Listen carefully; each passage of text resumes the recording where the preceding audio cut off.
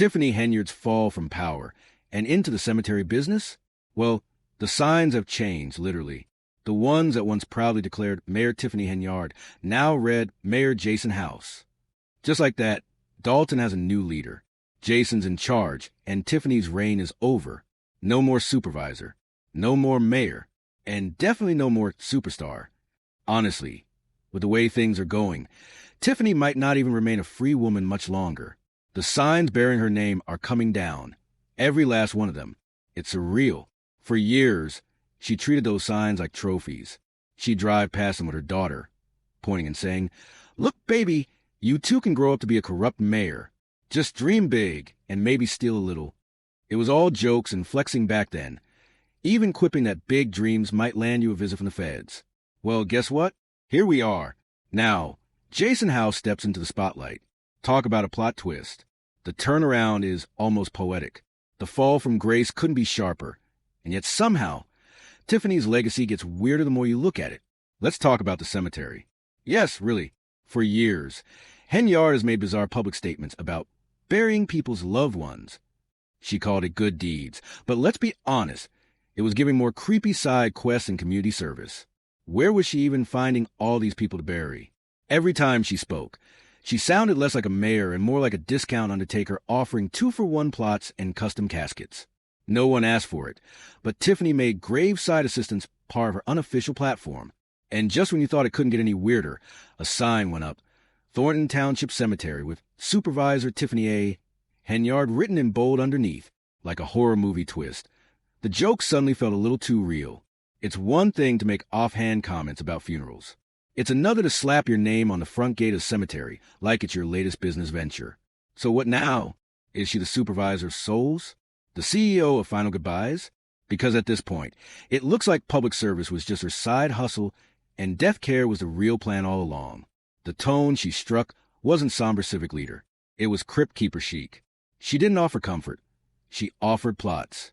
And honestly, if someone told me she was personally out there with a clipboard and a shovel asking, "So who needs burying today?" I wouldn't be surprised. She could open a funeral home tomorrow, and no one would blink. Picture it.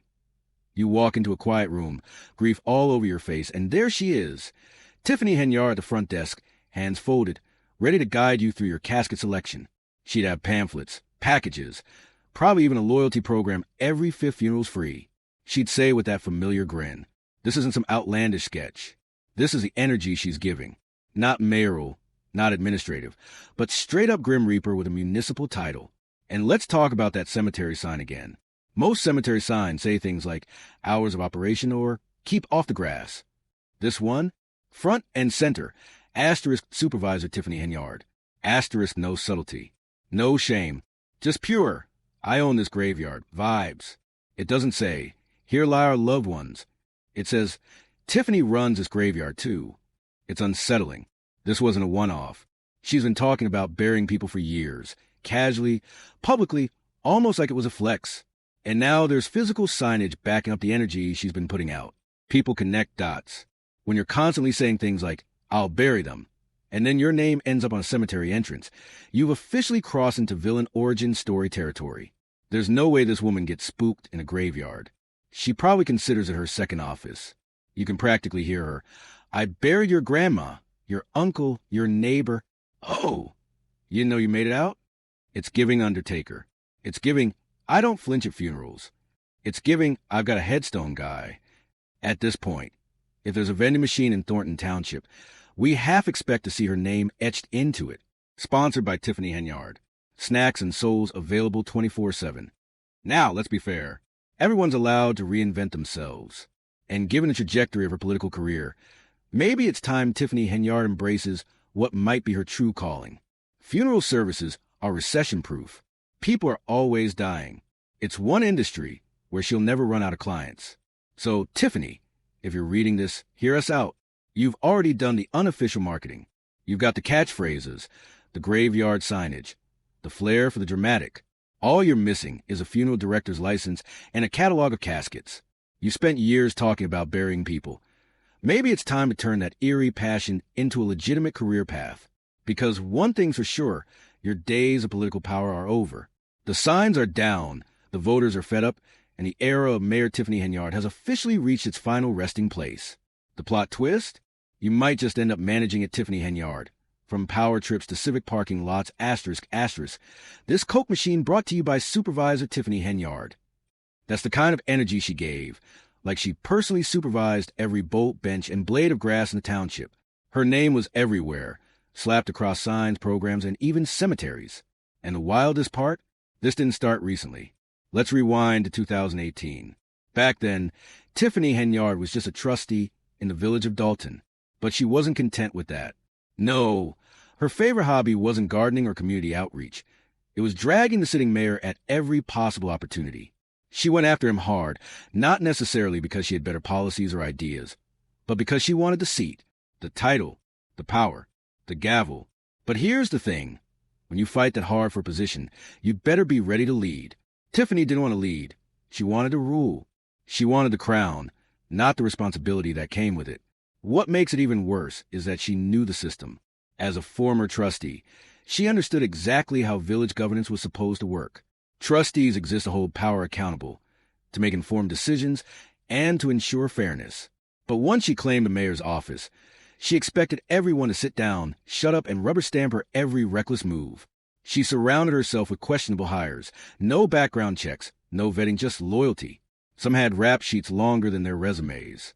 Offices meant for public service were transformed into personal playgrounds. Tiffany didn't want to govern. She wanted control, without consequences. And now, with her name being removed from everything, the fallout is symbolic. This is what she's always done, branded public spaces as part of her own personal legacy. But now the signs are coming down. The buildings no longer bear her name. The new mayor? Jason House. If you listen closely, you can almost hear her standing outside a municipal building, staring up at the fresh signage, whispering, "That used to be mine." But it's not anymore. The gavel is out her hand, and the power is gone. And if I had to guess what's next to go, it's that old ice rink. You know, the one, barely had any real ice, poorly maintained, and falling apart just like everything else she touched.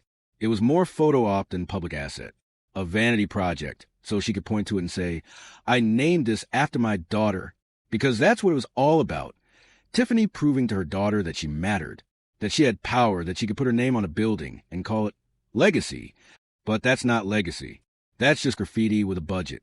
It's almost funny, tragic, really, because if you watch old board meeting clips, you'll notice something oddly telling. She used to part her hair on the other side. Not a flipped video, not a camera trick, just a small detail, but a symbolic one. Her image, like her role in the community, has completely flipped. Now, Tiffany isn't the mayor. She's not the township supervisor. She's not even the super mayor she used to call herself. She's not the star anymore, just a regular person driving a Honda Civic down the same streets she once ruled. And you know, she probably tried to grab one of those old signs before they were tossed. Can't you picture it? Hanging up in her living room like a trophy, or taped to the front door, just in case the mailman forgets she once ran the town. It's the end of an era. No question about it.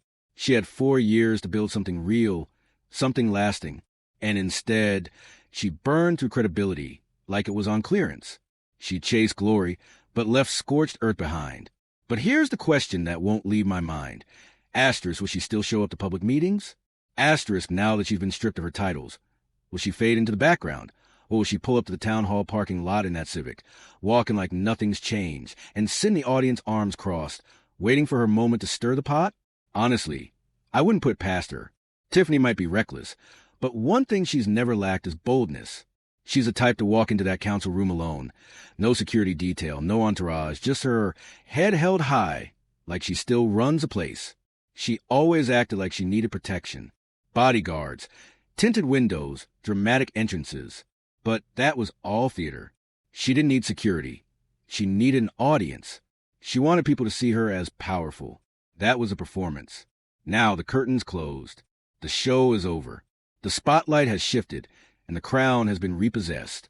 She'll have to remember how to live like everyone else. No drivers. No escorts. No name on the building. Just Tiffany, civic driver, civilian, possibly still trying to park in a reserved spot. Maybe, just maybe, this is where she learns to be part of community again, instead of its self-declared queen.